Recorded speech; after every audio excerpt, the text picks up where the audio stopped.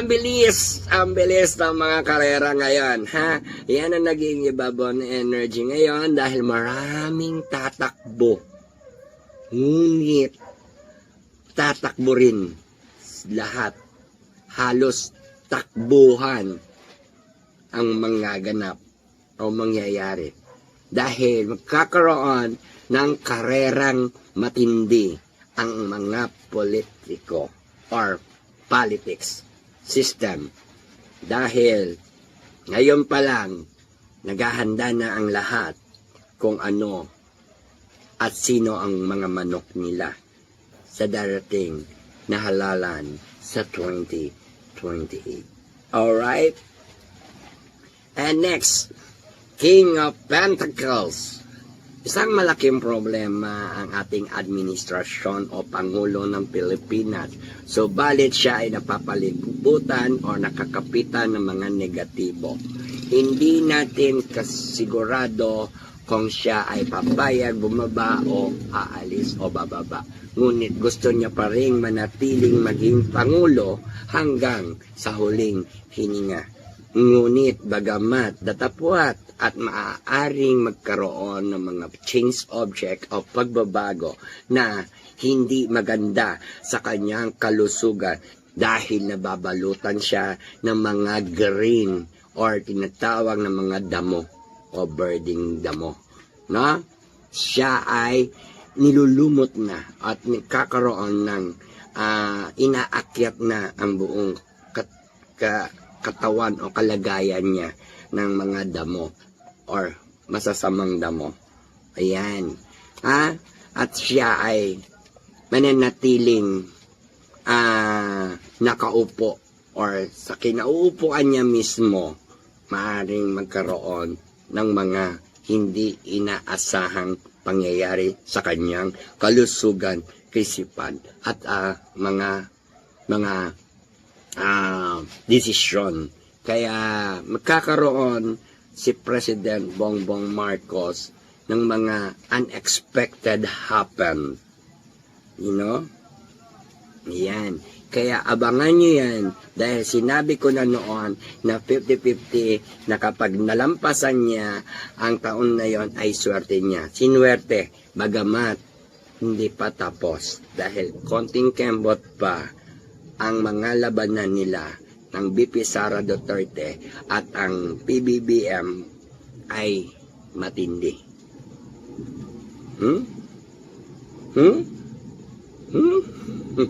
Kaya abangan niyo yan na watch and learn ha. Issue. Ang mga enerhiya ngayon ay nakapokus sa paghahanda ng labanan at mabilisang karera o karakter o karir nila rin.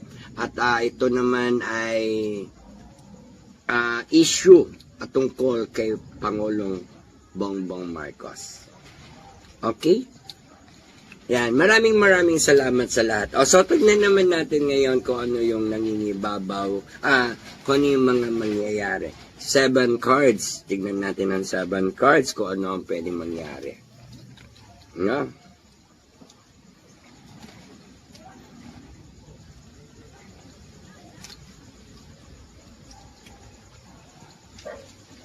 Ayan na, kinikilabutan ako pero dito makikita nyo na kung ano ang magaganda at malinaw na mangyayari at this time.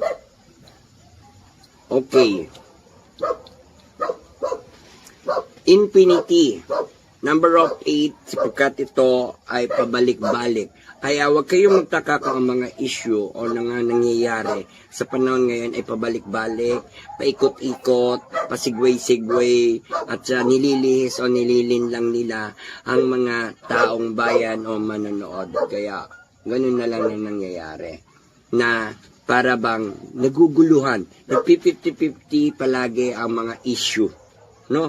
Na meron inumpisahan, hindi matatapos, then another umpisa, another. So, gano'n ang mga script at planted na mga playbook nila.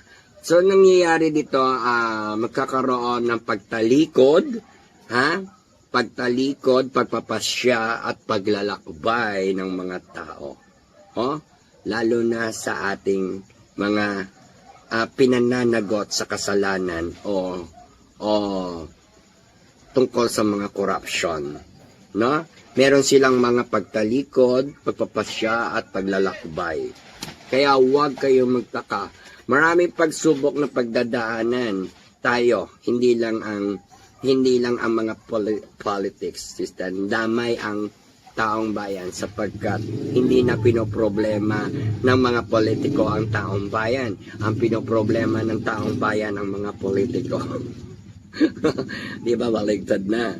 Oh. So ayan, meron ding haharaping malaking pagsubok ang family Duterte at ang family BBM Marcos, no? Kaya let's do it. At ang taong bayan ang nagja-judge at gagawa ng paraan para magkaroon ng pagbabago ang pagpapatakbo sa ating bansang Pilipinas. No? May isang lalaki na gustong tumakbo bilang presidente. No? Kaya abangan niyo yan. Eto na. Magwawatak-watak na ang palasyo o ang tower. Ano? Sapagkat babagsak na. Palagi itong lumalabas sa mga parating. Dahil dito may mga magaganap at mangyayari na magkakawatak-watak na. So, maaaring kaguluhan sa palasyo at downfall. Na? At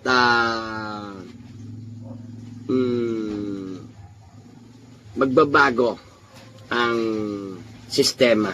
Malagim ang mga pangyayari sa mga nangyayari ngayon sa administrasyon. Kaya sobrang gulo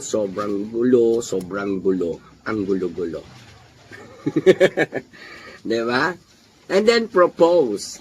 Yan. Magkakaroon ng mga panibagong leadership or party list or mga teamwork ngayon.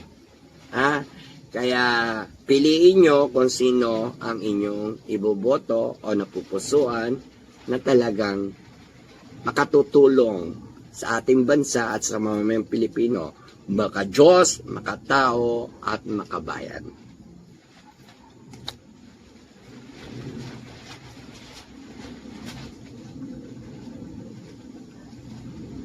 Handa na ba kayo maging presidente si President VP Sara Duterte? Because she is the greatest. Eagle in the world. Talagang powerful siya. Siya ang magtatagumpay kapag siya ang naging presidente, ay tagumpay din ang taong bayan.